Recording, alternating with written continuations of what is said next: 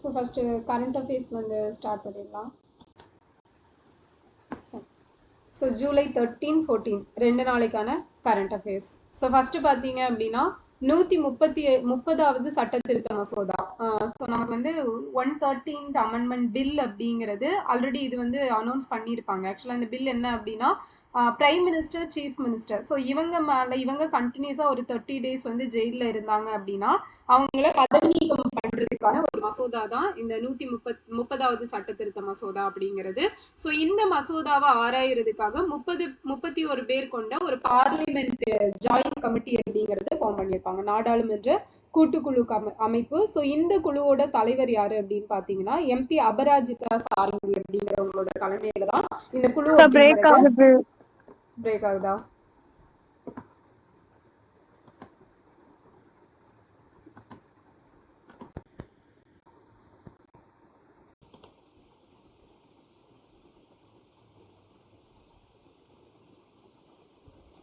இப்போ ஓகேவா?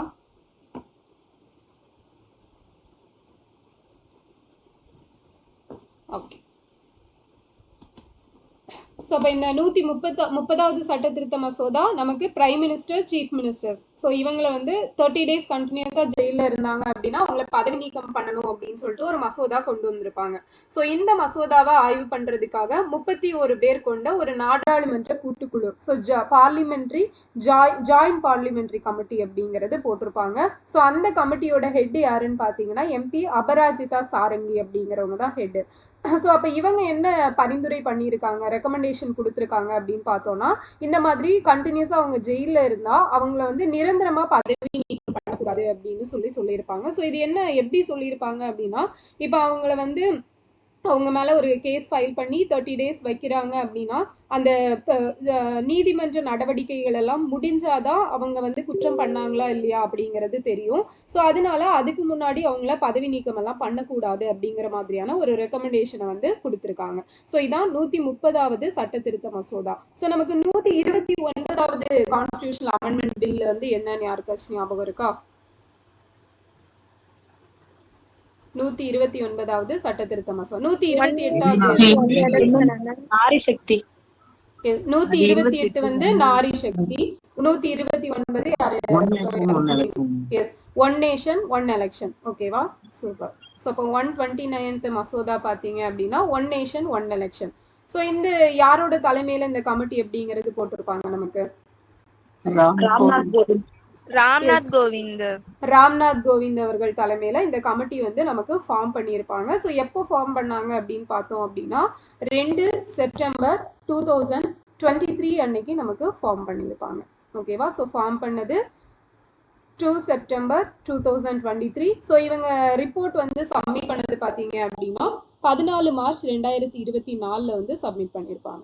14 மார்ச் 2024 ராம்நாத் கோவிந்த் அவர்கள் தலைமையிலான ஒரு கமிட்டி.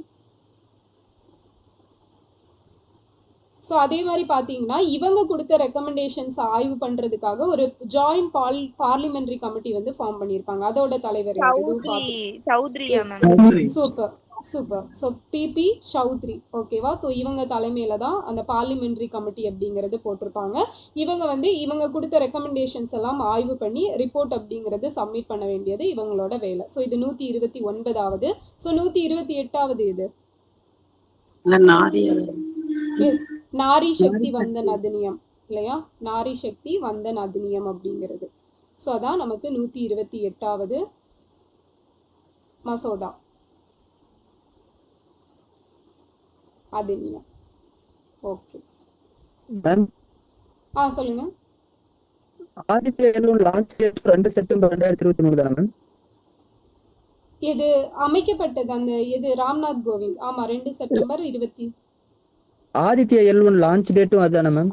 ஓ, ஆதித்யா எல்1. ஆமா ஆமா ஆமா, அதுவும் அதுதான். 2 September 2023. Correct. Okay. Okay. So next பார்த்தோம் அப்படின்னா விம்பிள்டன் ஆடவர் ஒற்றையர் பிரிவு. ஓகேவா? ஸோ இதில் வந்து நம்ம ஆல்ரெடி விமன் இதில் சாம்பியன்ஷிப் யார் வின் பண்ணாங்கன்னு பார்த்துருப்போம். ஸோ இது ஆடவர் பிரிவில் பார்த்தீங்கன்னா இட்டாலியை சேர்ந்த Jannik Sinner.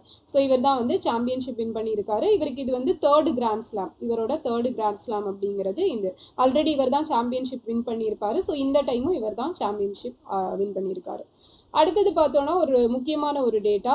So Sahitya Akademi விருது பெற்ற எழுத்தாளர் ஸோ பூமணி அவர்கள் இவங்க வந்து இறந்துட்டாங்க. ஸோ இவங்க பிறந்தது பார்த்தீங்க அப்படின்னா 1947 மே 12 தூத்துக்குடி மாவட்டத்தில் ஆண்டிப்பட்டி அப்படிங்கிற ஒரு பிளேஸ் இருக்குது. ஓகேவா? ஸோ அங்கே இருக்கக்கூடிய ஆண்டிப்பட்டி.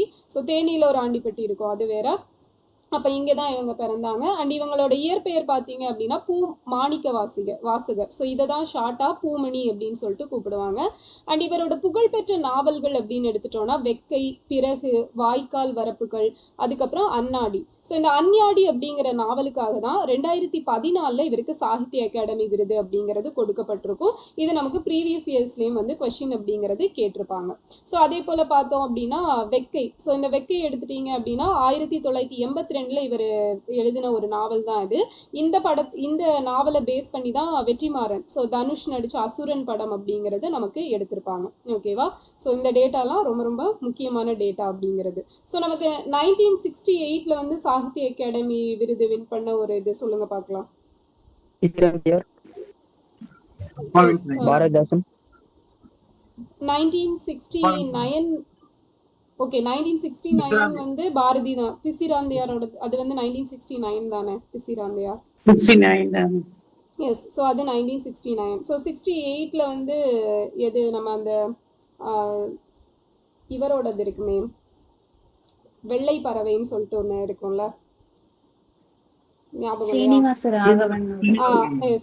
சீனிவாசனோட வெள்ளை பறவை அப்படிங்கிற ஒரு இதுக்கு வந்து கொடுத்துருப்பாங்க. ஓகேவா? ஃபைன். ஸோ நெக்ஸ்ட்டு பார்த்தோம், நம்ம அது தனியாக பார்க்கலாம் இந்த சாகித்ய அகாடமியெல்லாம். ஸோ இது இருக்கிறனால கண்டிப்பாக அது ரிலேட்டடான கொஷின் அப்படிங்கிறது நம்ம எக்ஸ்பெக்ட் பண்ணலாம். ஓகேவா? ஸோ அது கூட நாளைக்கு கிளாஸில் கூட நான் எடுத்து தரேன். ஸோ நெக்ஸ்ட் பார்த்தீங்க அப்படின்னா 3600 ஆண்டுகளுக்கு முந்தைய மனித எலும்புக்கூடுகள், எக்குவால், தாழி இதெல்லாம் கண்டுபிடிச்சிருக்காங்க. இது எங்கே கண்டுபிடிச்சிருக்காங்க அப்படின்னா மேட்டூர் பக்கத்தில் இருக்கக்கூடிய தெலுங்கனூர் காவிரி கரையில் வந்து கண்டுபிடிச்சிருக்காங்க. ஸோ இது யார் தலைமையில் கண்டுபிடிச்சிருக்காங்க அப்படிங்கிறதா ரொம்ப முக்கியம். ஏன்னா இப்போ வந்து அப்படிதான் கொஸ்டின் கேட்குறாங்க, எந்த பிளேஸில் யார் எக்ஸ்கவேஷன் பண்ணாங்க அப்படிங்கிறதான் கொஸ்டின்ஸ் கேட்குறாங்க. அப்போ யார் தலைமையில் அப்படின்னா பரந்தாமன் அவர்களுடைய தலைமையில் ஒரு குழு வந்து ஆய்வு பண்ணியிருப்பாங்க, எக்ஸ்கவேஷன் பண்ணியிருப்பாங்க. அவங்க தான் வந்து கண்டுபிடிச்சிருக்காங்க. அண்டு இது பார்த்தீங்க அப்படின்னா ஸ்டான்ஃபோர்ட் யூனிவர்சிட்டி கண்டுபிடிச்ச அல்ட்ரா ஹைட்ரோ கார்பன் டெக்னாலஜி அப்படிங்கிற ஒரு டெக்னாலஜி அவங்க கண்டுபிடிச்சது. ஸோ அந்த டெக்னாலஜியை பல வருஷத்துக்கு முன்னாடியே, பல 1000 வருடங்களுக்கு முன்பே நம்ம தமிழர்கள் வந்து பயன்படுத்தியதற்கான சான்று தான் இந்த தெலுங்கனூரில் கிடச்சிருக்கக்கூடிய எக்குவால் அப்படிங்கிறது. அப்போ இதில் என்ன டெக்னாலஜி யூஸ் பண்ணியிருக்காங்கன்னா அல்ட்ரா ஹைட்ரோ கார்பன் அப்படிங்கிற ஒரு டெக்னாலஜி. ஸோ அது இப்போ தான் நமக்கு ஸ்டான்ஃபோர்ட் யூனிவர்சிட்டி கண்டுபிடிச்சிருப்பாங்க. பட் நம்ம தமிழர்கள் வந்து முன்னாடியே கண்டுபிடிச்சிட்டாங்க அப்படின்னு சொல்லியிருப்பாங்க. அப்போ இந்த பிளேஸுக்கு இப்போ எப்படி பரந்தாமன் அவர்கள் அப்படிங்கிறது பார்த்தோமோ, ஸோ அதே மாதிரி இந்த ஒரு 4 பிளேசஸ் அப்படிங்கிறதுக்கு யார் யார் அகழாய்வு பண்ணியிருப்பாங்க அப்படிங்கிறதையும் தெரிஞ்சுக்கலாம். ஸோ பூம்புகார் இந்த பகுதியை அகழாய்வு பண்ணது நடன காசிநாதன் அப்படிங்கிறவர் பண்ணியிருப்பார். வெள்ளலூர் பகுதி பார்த்தீங்க அப்படின்னா பூங்குன்றன் அப்படிங்கிறவர் பண்ணியிருப்பார். கொடுமணல் வந்து சுப்பராயலு. ஸோ இதை நமக்கு ஸ்கூல் புக்லேயே கொடுத்துருப்பாங்க, கொடுமணல் சுப்பராயலு. ஸோ கரூர் பார்த்தீங்க அப்படின்னா நாகசாமி அப்படிங்கிறவர் பண்ணியிருப்பார். ஓகேவா? ஸோ இது ரொம்ப ரொம்ப முக்கியமானது, எந்த பகுதி யார் எக்ஸ்கவேட் பண்ணாங்க அப்படிங்கிறது தெரிஞ்சுக்கணும். ஸோ அடுத்தது பார்த்தோம் அப்படின்னா ஸோ கரண்ட் அஃபேர்ஸ் வந்து இவ்வளோ தான் இருக்கும். அடுத்த ஸ்கீம் அப்படிங்கிறது பார்க்கலாம். So Yuva of the Mitra scheme. சொல்லுங்கள். அது ப்ரீவியஸ் மட்டும் கொஞ்சம் 1 minute மேம். ஓகே, நோட் பண்ணிக்கோங்க. பூம்புகார், வெள்ளலூர், கொடுமணல், கரூர். ஸோ கொடுமணலை வந்து நமக்கு எந்த சங்க இலக்கிய நூலில் வந்து மென்ஷன் பண்ணியிருப்பாங்க? எப்படி மென்ஷன் பண்ணியிருப்பாங்க? பதிற்றுப்பத்து. எப்படி சொல்லியிருப்பாங்க? எஸ், கொடுமணம் அப்படின்னு சொல்லிட்டு சொல்லியிருப்பாங்க. ஓகே. ஸோ வெள்ளலூர் வந்து எந்த பகுதியில் இருக்கு, எந்த டிஸ்ட்ரிக்ட்ல நமக்கு வரும்? ஈரோடு, கோயம்புத்தூர். ஓகேவா? வெள்ளலூர் வந்து கோயம்புத்தூர். ஓகே. ஸோ மேட்டூர் டேமுக்கு வந்து இன்னொரு பேர் இருக்கும், என்ன? ஸ்டான்லி நீர் தேக்கம் அப்படிங்கிறது. இது எந்த வருஷம் நமக்கு கொண்டு வந்திருப்பாங்க? 1934 வந்து கொண்டு வந்திருப்பாங்க. ஓகே. ஸோ நோட் பண்ணிட்டீங்களா? Yes ma'am. ஓகேங்க. ஸோ அடுத்தது யுவ ஆஃப் த மித்ரா அப்படிங்கிற ஸ்கீம். ஸோ இந்த ஸ்கீம் பார்த்தீங்க அப்படின்னா நமக்கு 2016 மேல வந்து கொண்டு வந்திருப்பாங்க. ஸோ நம்ம அந்த யூபிஎஸ்சியில் கேட்ட ஸ்கீம்ஸ் தான் பார்த்துட்டு இருக்கோம். ஸோ அதில் தான் இந்த கொஷினும் கேட்டிருப்பாங்க. இதை பொறுத்த வரைக்கும் நமக்கு நேஷனல் டிசாஸ்டர் மேனேஜ்மெண்ட் அத்தாரிட்டி இருக்காங்க இல்லையா, தேசிய பேரிடர் மேலாண்மை ஆணையம். ஸோ இவங்க தான் வந்து நோடல் ஏஜென்சியா செயல்படுறாங்க. அப்போ இது என்ன யுவா ஆப்த மித்ரா அப்படின்னா, நமக்கு தெரியும் ஆப்த மித்ரா அப்படிங்கிறது பேரிடர் காலங்களில் உதவி புரியக்கூடிய அந்த தன்னார்வலர்களோட அமைப்பு. ஸோ அதை தான் ஆப்த மித்ரான்னு சொல்லுவோம். அப்போ இது பொறுத்த வரைக்கும் பேரிடர் பாதிப்புக்குள்ளாகும் பகுதிகளில் பேரிடர் காலங்களில் முதன்மை மீட்பாளர்களாக பயிற்சி அளிக்கக்கூடிய தகுதியான நபர்களை கண்டறியக்கூடிய ஒரு திட்டம். ஸோ அதில் வாலண்டியர்ஸாக நிறைய பேர் வருவாங்க, தன்னார்வலர்களாக வருவாங்க. அண்ட் அவங்களுக்கு ட்ரைனிங் கொடுத்து அவங்க அதுக்கு வந்து எலிஜிபிளா அப்படிங்கிறது படி பார்த்து ஸோ அவங்கள தேர்ந்தெடுக்கக்கூடிய ஒரு திட்டம் தான் இந்த யுவா ஆப்த மித்ரா அப்படிங்கிற ஸ்கீம் 2016 கொண்டு வந்தது. ஸோ அப்போ நமக்கு டிசாஸ்டர் மேனேஜ்மெண்ட் ஆக்ட் அப்படிங்கிறது பார்த்தீங்கன்னா பேரிடர் மேலாண்மை சட்டம் 2005 டிசம்பர் 23 வந்து கொண்டு வந்திருப்பாங்க. ஸோ இது எப்போ நடைமுறைக்கு வந்துச்சு, இந்த டிசாஸ்டர் மேனேஜ்மெண்ட் ஆக்ட் படி பார்த்தீங்க அப்படின்னா இந்த authority national disaster management authority அப்படிங்கிறது 27 செப்டம்பர் 2006 நமக்கு நிறுவப்பட்டிருக்கும். ஓகேவா, ஆக்ட் வந்து 2005, இந்த அத்தாரிட்டி இந்த ஆணையம் நிறுவப்பட்டது 27 செப்டம்பர் 2006 வந்து நிறுவப்பட்டிருக்கும். ஸோ இந்த டிசாஸ்டர் ரிலேட்டடா வேற என்னெல்லாம் நம்ம இருக்கும் அப்படின்னு பார்த்தீங்கன்னா நேஷனல் டிசாஸ்டர் ரெஸ்பான்ஸ் ஃபண்ட். ஓகேவா, ஸோ இது வந்து அப்ரிவேஷன் கேட்டிருப்பாங்க பிஒய்க்யூல. ஸோ NDRF அப்படிங்கிறது national disaster response fund. So இதுவுமே நமக்கு டிசாஸ்டர் மேனேஜ்மெண்ட் ஆக்ட் 2005க்கு கீழே செக்ஷன் 46ல 1 சப்கிளாஸ் பியில் வந்து இந்த நேஷனல் இது படி தான் இந்த நேஷனல் டிசாஸ்டர் ரெஸ்பான்ஸ் ஃபண்ட் அப்படிங்கிறத நமக்கு நிறுவியிருப்பாங்க. ஸோ அதே போல் இந்த பேரிடர் ரிலேட்டடான நமக்கு வேர்ல்டு லெவலில் ஏதாவது ஃப்ரேம் ஒர்க்ஸ் எல்லாம் இருக்கா அப்படின்னு பார்த்தா இருக்குது. ஸோ அது என்னன்னா இந்த சென்டாய் ஃப்ரேம் ஒர்க் அப்படிங்கிறது. ஸோ இது எதுக்கானதுன்னா பேரிடர் அபாய குறைப்புக்கானது, டிசாஸ்டர் ரிஸ்க் ரிடக்ஷன். ஸோ SFDRRன்னு சொல்லுவாங்க, Sendai frame work for disaster risk reduction. இது 2015 கொண்டு வந்திருப்பாங்க. இதை அச்சீவ் பண்றதுக்கான டார்கெட் பார்த்தீங்கன்னா 2030 அப்படிங்கிறது. ஸோ அப்போ இதுக்கு முன்னாடி என்ன பேர்ல இருந்திருக்கும் அப்படின்னா ஹைகோ ஃப்ரேம் ஒர்க் அப்படின்னு சொல்லிட்டு இருந்திருக்கும். ஸோ ஹைகோ ஃப்ரேம் ஒர்க் எந்த வருஷம் கொண்டு வந்திருப்பாங்க? 1997 2005. ஓகேவா, ஸோ 2005 to 2015 வந்து இந்த ஹைகோ ஃப்ரேம் ஒர்க் வந்து இருந்திருக்கும். ஸோ இது வந்து சக்ஸஸ்ஃபுல்லாக ஆனனால தான் நமக்கு எது கொண்டு வந்திருப்பாங்க அப்படின்னா இந்த சென்டாய் ஃப்ரேம் ஒர்க் அப்படிங்கிறது நமக்கு கொண்டு வந்திருப்பாங்க. ஓகேவா, ஸோ அப்போ இந்த ஹைகோ ஃப்ரேம் ஒர்க்குமே நமக்கு வந்து இந்த டிசாஸ்டர் ரிலீஃப் ரிலேட்டடானது தான். ஸோ அந்த பேரிடரை வந்து குறைக்கணும் அப்படிங்கிறதுக்காக தான் இந்த இனிஷியேட்டிவுமே எடுத்திருப்பாங்க. இது சக்ஸஸ்ஃபுல்லாக ஆனனால சென்டாய் ஃப்ரேம் ஒர்க் அப்படிங்கிறது. அடுத்தது நமக்கு எப்படி மில்லினியம் டெவலப்மெண்ட் கோல் வந்து சக்ஸஸ்ஃபுல்லாக ஆனனால சஸ்டைனபிள் டெவலப்மெண்ட் கோல் அப்படிங்கிற ஒன்று கொண்டு வந்தாங்களோ சேம் அதே கான்செப்ட் தான் இங்கேயும். அப்போ இந்த பாயிண்ட்ஸ் எல்லாமே நமக்கு ரொம்ப ரொம்ப முக்கியமான பாயிண்ட்ஸு. ஸோ நெக்ஸ்ட் பார்த்தோம் அப்படின்னா ஸ்மைல் ஸ்கீம். ஸோ இந்த ஸ்மைல் ஸ்கீம் அப்படிங்கிறது நம்ம படிச்சிருப்போம் already. So support for marginalised individuals for livelihood and enterprise அப்படிங்கிறது தான். இந்த ஸ்கீம் பற்றி நமக்கு பிஒய்க்யூலையும் கொஸ்டின் கேட்டிருக்காங்க. அண்ட் இது இப்போ ரீசெண்டாக இது கரண்ட் அஃபேர்ஸில் இது ரிலேட்டடாக ஒரு இதோட செகண்ட் ஃபேஸ் அந்த மாதிரி ஸ்டார்ட் பண்ணி வச்சுருப்பாங்க, அதனால நியூஸில் வந்திருக்கும். அண்ட் இதில் வந்து இது பார்த்தீங்க அப்படின்னா 2 சப் ஸ்கீம் இதுக்கு கீழே இருக்கும். ஸோ ஒன்று பார்த்தீங்க அப்படின்னா டிரான்ஸ்ஜெண்டர்ஸ்க்கான ஒரு ஸ்கீமும், இன்னொன்று பார்த்தீங்க அப்படின்னா இந்த பெக்கர்ஸ். ஓகேவா, ஸோ பெக்கர்ஸ்க்கான அவங்களுக்கு மறுவாழ்வு அளிக்கக்கூடிய விஷயம். ஸோ இந்த ரெண்டு சப் ஸ்கீமும் சேர்ந்தது தான் ஸ்மைல் அப்படிங்கிற ஸ்கீம். ஸோ இவங்க தான் அந்த மார்ஜினலைஸ்டு கேட்டகரியில் வரக்கூடிய பீப்புள் அப்படின்னு சொல்லியிருப்பாங்க.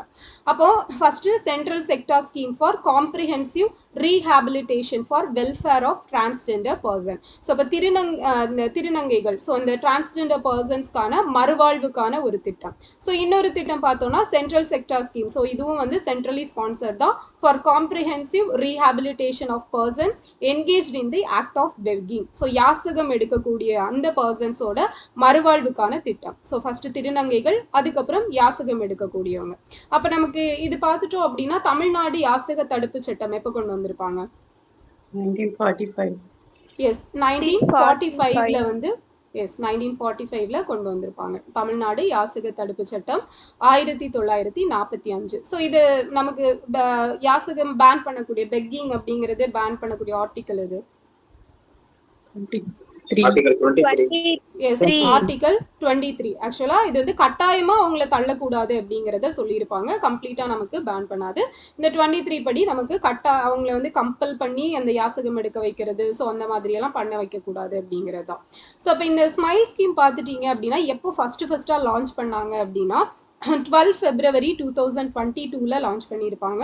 ஸோ 22 லான்ச் பண்ணப்ப இதுக்கு டார்கெட் எப்போ ஃபிக்ஸ் பண்ணியிருப்பாங்க அப்படின்னா 31 December 2027. ஸோ இந்த டைம் பீரியடில் ஃபிக்ஸ் பண்ணியிருப்பாங்க. செகண்ட் இதை ரிவைஸ்டு ஸ்கீம் அப்படின்னு கொண்டு வந்திருப்பாங்க. திருப்பி ஒரு மறுவடிவாக்கம் எல்லாம் பண்ணி இதை கொண்டு வந்தாங்க.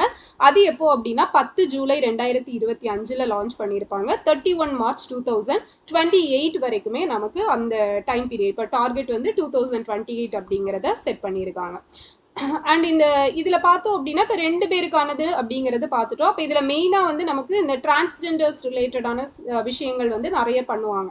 அப்போ அது என்னெல்லாம் அப்படின்னு பார்த்தோம்னா scholarship for transgender students. So இந்த உதவித்தொகைகள் அப்படிங்கிறது இந்த டிரான்ஸ்ஜெண்டர் ஸ்டூடெண்ட்ஸ்க்காக ப்ரொவைட் பண்ணுறாங்க.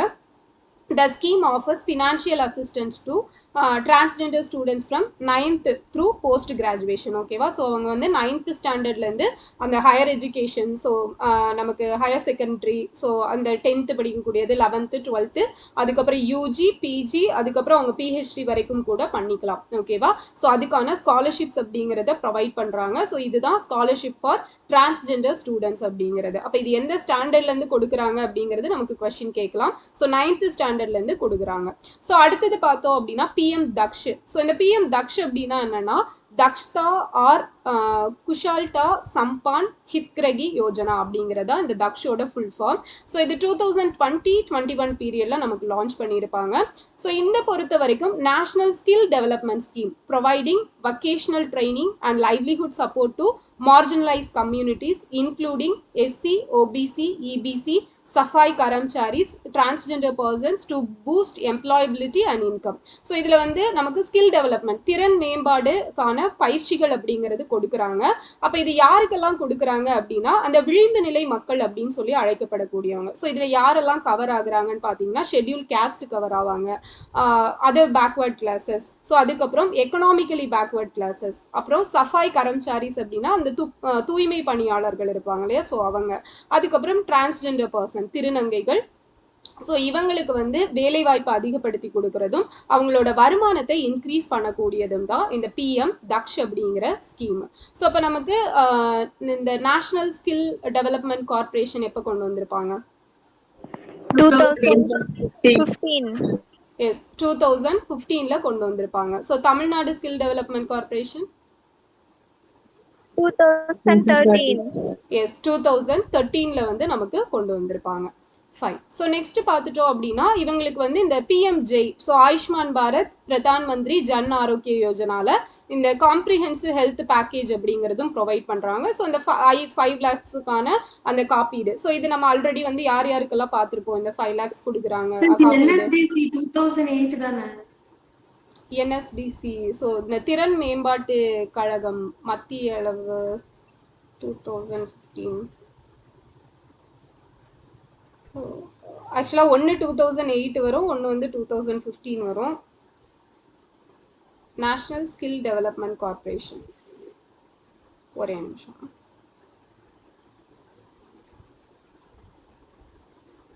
Okay, correct. So skill development corporation பார்த்தீங்கன்னா 2008. 2015 என்னன்னா ஸ்கில் இந்தியா மிஷன் கொண்டு வந்திருப்பாங்க. ஓகேவா? திறன் மேம்பாட்டு இயக்கம், ஸ்கில் இந்தியா மிஷன் வந்து 2015. ஓகேவா? ஸோ அப்போ இது வந்து 2008. நேஷனல் ஸ்கில் டெவலப்மெண்ட் கார்பரேஷன் வந்து 2008. ஸ்கில் இந்தியா மிஷன் வந்து 2015 July 15 கொண்டு வந்திருப்பாங்க. ஓகே, ஸோ இது ரெண்டையும் நோட் பண்ணிக்கோங்க நல்லா. கார்பரேஷன் கேட்டால் 2008, மிஷன் கேட்டால் 2015 அப்படிங்கிறது. ஓகே, ஸோ இங்கே பார்த்தீங்க அப்படின்னா இப்போ இந்த 5 lakhsல யாரெல்லாம் கவர் ஆவாங்கன்னு பார்ப்போம். ஆல்ரெடி கிக் ஒர்க்கர்ஸ், அதுக்கப்புறம் 70+ ஏஜ். எஸ், 70+ ஏஜ்ல இருக்கக்கூடியவங்க கவர் ஆவாங்க அப்படிங்கிறத பார்த்துருப்போம். ஸோ இதுக்கு கூட டிரான்ஸ்ஜெண்டர்ஸ்க்கும் கவர் பண்ணி கொடுக்குறாங்க. ஸோ நமக்கு chief ministers comprehensive health insurance scheme எப்போ கொண்டு வந்திருப்பாங்க? 2012. எஸ், 2012 Jan 11 வந்து நமக்கு கொண்டு வந்திருப்பாங்க. ஓகேவா? ஸோ இப்போ இதுலேயும் எவ்வளோதான் காப்பீடு கொடுக்குறாங்க இன்சூரன்ஸ்? 5 lakhs. எஸ், 5 lakhs அப்படிங்கிறதா இதுலேயும் நமக்கு இன்சூரன்ஸ் அப்படிங்கிறது ப்ரொவைட் பண்ணுறாங்க. ஸோ இது எந்த இது மூலமாக நோடல் ஏஜென்சி இதுக்கு? யாரு? United United India. Insurance இருக்கு. United India corporation. ஓகேவா? So yes Corporation. United insurance அவங்க தான் கொடுப்பாங்க. ஓகே, யூஐசி வந்து கொடுக்குறாங்க. நெக்ஸ்ட் பார்த்தோம் அப்படின்னா கரிமா கிரே. ஸோ இந்த கரிமா கிரே அப்படின்னா ஷெல்டர்ஸ் ஹோம். ஸோ இவங்களுக்கு டிரான்ஸ்ஜெண்டர்ஸ்க்கு வந்து பாதுகாப்பு கொடுக்கக்கூடிய ஒரு இல்லம் தான் இந்த கரிமா கிரே அப்படிங்கிறது. 2021 வந்து நமக்கு 2020-21 அந்த பீரியட்ல தான் நமக்கு இது லான்ச் பண்ணியிருப்பாங்க. அண்ட் நமக்கு தோழி விடுதிகள் அப்படிங்கிறது எப்போ லான்ச் பண்ணியிருப்பாங்க? 23 July. எஸ் 2023 ஜூலைல வந்து தோழி விடுதி. ஸோ அதுக்கப்புறம் வந்து Sakhi one stop centre. April 1, 2015. Yes April 1, 2015 வந்து கொண்டு வந்திருப்பாங்க. ஓகேவா? ஸோ இது இல்லாமல் டிரான்ஸ்ஜெண்டர்ஸ்க்கான அரண் இல்லம் அப்படிங்கிறது தமிழ்நாட்டில் எப்போ கொண்டு வந்தாங்க? 25 month. 13/10/2025. எஸ் 13 அக்டோபர் 2025 கொண்டு வந்திருப்பாங்க. எந்தெந்த பிளேஸ்ல கொண்டு வந்தாங்க? சென்னை, மதுரை. எஸ் சென்னை, மதுரை. சென்னையில வந்து ஷெனாய் நகர்லையும், மதுரையில வந்து அண்ணா நகர்லையும், எஸ் மதுரையில அண்ணா நகர்ல கொண்டு வந்திருப்பாங்க. ஓகேவா? சென்னையில வந்து ஷெனாய் நகர், ஸோ மதுரையில வந்து அண்ணா நகர். ஸோ இந்த 2 பிளேசஸ்லையும் கொண்டு வந்திருப்பாங்க. ஸோ டோட்டலா ஒரு அரண் இல்லத்துல எத்தனை பேர் தங்கலாம் நமக்கு? 25 மெம்பர்ஸ் வந்து ஸ்டே பண்ணலாம். ஸோ எவ்வளோ டேஸ் ஸ்டே பண்ணலாம்? 1 month to 3 years. Yes minimum 1 month to 3 years அப்படிங்கிறது ஸ்டே பண்ணிக்கலாம். ஓகேவா? ஸோ அது நமக்கு ரொம்ப முக்கியமானது. ஸோ மினிமம் 1 month, மேக்ஸிமம் பார்த்தீங்க அப்படின்னா 3 years அப்படிங்கிறது. ஸோ அதே மாதிரி அன்பு சோலைகள் இது எப்போ கொண்டு வந்தாங்க? September, November. November November time 10. 2025. Yes 10 November 2025 கொண்டு வந்திருப்பாங்க. ஸோ பொன்னேரி அப்படிங்கிற பிளேஸ்ல வச்சு ஸ்டார்ட் பண்ணியிருப்பாங்க. அண்ட் இதுல வந்து அன்புச்சோலை, ஒரு அன்புச்சோலையில எத்தனை பேர் ஸ்டே பண்ணலாம்? 50. இது வந்து டே கேர் சென்டர் தான் நமக்கு. ஸோ 50 மெம்பர்ஸ் இல்லையா? ஸோ 50 மெம்பர்ஸ் பகல் நேர பராமரிப்பகம் அப்படின்னு சொல்லக்கூடியதான் இந்த அன்புச்சோலை. ஸோ இது வந்து முதியோர்களுக்கானது அப்படிங்கிறத பார்த்துருப்போம். ஓகே, ஸோ நெக்ஸ்ட் பார்த்தோம் அப்படின்னா national portal for transgender person. So இந்த டிரான்ஸ்ஜெண்டர் பர்சன்ஸ்க்கான நேஷனல் போர்ட்டல் பார்த்தீங்க அப்படின்னா 25 நவம்பர் 2020 ஸ்டார்ட் பண்ணியிருப்பாங்க. ஓகேவா? இவங்களுக்கான ஒரு தேசிய அளவிலான இது அப்படிங்கிறது. அதே போல இவங்களுக்கான ரைட்ஸ் ஆக்ட் எப்போ கொண்டு வந்திருப்பாங்க? Transgender rights act 2019. Yes 2019 transgender rights act அப்படிங்கிறது கொண்டு வந்திருப்பாங்க. ஸோ இதே டிசபிலிட்டிஸ் பர்சன்ஸ்க்கான ரைட்ஸ் ஆக்ட் 2016 கொண்டு வந்திருப்பாங்க. ஸோ இப்போ இந்த டிரான்ஸ்ஜெண்டர் ரைட்ஸ் ஆக்ட்ல தான் இப்போ வந்து நமக்கு அமெண்ட்மெண்ட் அப்படிங்கிறது பண்ணியிருப்பாங்க. எப்போ அமெண்ட்மெண்ட் பண்ணாங்க? 2026. ஸோ இந்த அமெண்ட்மெண்ட்ல என்ன கொண்டு வந்தாங்க? இது medical yes super. So medical certificate அப்படிங்கிறது வந்து இது ஃபர்ஸ்ட் வந்து ஜஸ்ட் அவங்க தன்னோட சுய அடையாளம் அப்படிங்கிறத அவங்களே தெரிவிச்சுக்கிட்டா போதும் அப்படிங்கிறது. அவங்க அதை சொல்லி சர்டிஃபிகேட் வாங்கிக்கலாம் டிஸ்ட்ரிக்ட் கலெக்டர் கிட்ட இருந்து. பட் இந்த இப்போ எஸ் ஸோ இப்போ வந்து இந்த மெடிக்கல் சர்டிஃபிகேட் அப்படிங்கிறது டிஸ்ட்ரிக்ட் கலெக்டர் தான் கொடுப்பாரு. பட் என்னன்னா இதுக்காக ஒரு ஸ்பெஷல் குழு வந்து ஃபார்ம் பண்ணியிருப்பாங்க. அது வந்து ஒரு தலைமை மருத்துவர் தலைமையிலான ஒரு குழு. ஸோ அப்போ இந்த மருத்துவர் தலைமையான குழு வந்து இவங்களை கம்ப்ளீட்டாக டெஸ்ட் பண்ணி அவங்களுக்கான அந்த இவங்க வந்து டிரான்ஸ்ஜெண்டர் தான் அப்படிங்கிற ஒரு சர்டிஃபிகேட் வந்து ப்ரொவைட் பண்ணுவாங்க. ஸோ அது கொடுத்ததுக்கு அப்புறம் அவங்க வந்து சொன்னாங்கன்னா இவர் வந்து அந்த சர்டிஃபிகேட் அப்படிங்கிறது சைன் பண்ணி கொடுப்பாங்க. ஸோ இதுதான் இதுல கொண்டு வந்த திருத்தம். ஸோ இவங்க ரிலேட்டடான கேஸ் அப்படிங்கிறது நம்ம ஜெயன் கௌஷிக் ஃபர்ஸ்ட் வந்து நால்சா கேஸ் 2014 இருக்கும். ஸோ அதுக்கப்புறம் வந்து இப்போ 2025 பார்த்தீங்க அப்படின்னா ஜெயன் கௌஷிக் அப்படிங்கிற கேஸ், ஜெயன் கௌஷிக் கேஸ் 2025. ஓகேவா? ஸோ இது ரெண்டையும் நோட் பண்ணிக்குவாங்க. ஜெயன் கௌஷிக். ஓகே,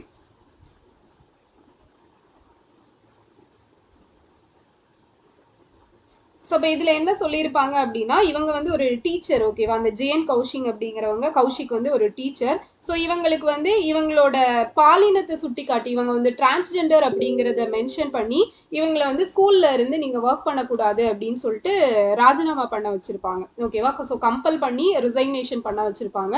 ஸோ அதனால இவங்க வந்து கேஸ் போட்டிருப்பாங்க. ஸோ அந்த கேஸ் தான் பார்த்தீங்க அப்படின்னா ஜேன் கௌஷிக் அப்படிங்கிற கேஸ். ஸோ இதை விசாரிச்சு இந்த நம்ம சுப்ரீம் கோர்ட் வந்து ஜட்மெண்ட் கொடுத்துருப்பாங்க. என்ன அப்படின்னா அவங்களுக்கு காம்பன்சேஷன் கொடுக்கணும், அதே மாதிரி அவங்களுக்கான ஜாப் அப்படிங்கிறதையும் திருப்பி கொடுக்கணும் அப்படிங்கிறத சொல்லியிருப்பாங்க. ஸோ டிரான்ஸ்ஜெண்டர் அப்படிங்கிற ஒரு ரீசனை சொல்லி அவங்களுக்கு எந்த ஜாபையுமே வந்து மறுக்கக்கூடாது அப்படின்னு சொல்லி ஜட்மெண்ட் அப்படிங்கிறது இந்த ஜேன் கௌஷிக் கேஸில் கொடுத்துருப்பாங்க. ஸோ இப்போ இதை சிம்பிளாக ஜஸ்ட் டீச்சர் கேஸ் அப்படின்னு சொல்லிட்டு போட்டு வச்சுக்கோங்க, அப்போ தான் ஞாபகம் இருக்கும். சரியா? ஓகே. ஸோ நெக்ஸ்ட் பார்த்துட்டோம் அப்படின்னா national critical mineral mission, so NCMM அப்படின்னு சொல்லி சொல்கிறோம். ஸோ இந்த ஸ்கீமை பொறுத்த வரைக்கும் 2025 April 9 வந்து கொண்டு வந்திருப்பாங்க. ஸோ இதோட டியூரேஷன் திட்ட காலம் பார்த்தீங்க அப்படின்னா 2024-25 2030 to 31 வரைக்கும். ஓகேவா? 7 இயர்ஸ்க்கான ஸ்கீம் தான் இது. ஸோ இது வந்து இந்த 7 வருடம் வரைக்கும் 1200 ஆய்வு திட்டங்களை மேற்கொள்ளக்கூடிய பணி GSA ஜியோகிராபிக்கல் சர்வே ஆஃப் இந்தியாவுக்கு கொடுக்கப்பட்டிருக்கும் அப்படிங்கிறத சொல்லியிருப்பாங்க. அண்ட் இதுக்கு ஃபண்டு பார்த்தீங்கன்னா 34,300 ரூபா அப்படிங்கிறத அலோகேட் பண்ணியிருக்காங்க. அப்போ இது ரிலேட்டடான ஆக்ட் அப்படிங்கிறது நமக்கு பார்க்கணும்னா மைன்ஸ் அண்ட் மினரல்ஸ் ஆக்ட் அப்படின்னு சொல்லி சுரங்க சட்டம் அப்படிங்கிறது படிச்சிருப்போம் நம்ம, கனிமங்கள் மற்றும் சுரங்க சட்டம் 1957. ஸோ இதில் இப்போ ரீசெண்டாக தான் நமக்கு அமெண்ட்மெண்ட் கொண்டு வந்திருப்பாங்க. 2023 வந்து அமெண்ட்மெண்ட் அப்படிங்கிறது கொண்டு வந்திருப்பாங்க. அண்ட் இதை பொறுத்த வரைக்கும் இந்தியாவோட முக்கிய கனிம விநியோக சங்கிலியை பாதுகாக்கணும். ஓகேவா? ஸோ மினரல் வந்து மினரல் டிஸ்ட்ரிபியூஷன் அப்படிங்கிற அந்த செயின் இருக்கும். ஓகேவா? ஸோ அந்த செயினை வந்து நம்ம கரெக்டாக செக்யூர் பண்ணி வைக்கணும் அப்படிங்கிறது தான் இந்த நேஷனல் கிரிட்டிக்கல் மினரல் மிஷனோட நோக்கம். அண்ட் இதில் பார்த்தீங்கன்னா நமக்கு இந்தியாவுக்கு அவசியமான ஒரு 30 ரேர் எர்த் எலிமெண்ட்ஸ் அப்படிங்கிற ஒரு லிஸ்ட். ஸோ ஒரு 30 அரிய புவி கனிமங்கள் அப்படிங்கிறத பட்டியலிட்டிருப்பாங்க. அப்போ அதே மாதிரி பார்த்துட்டோம் அப்படின்னா நமக்கு தேசிய கனிம கொள்கை நேஷனல் மினரல் பாலிசி அப்படிங்கிறது 2019 கொண்டு வந்திருப்பாங்க.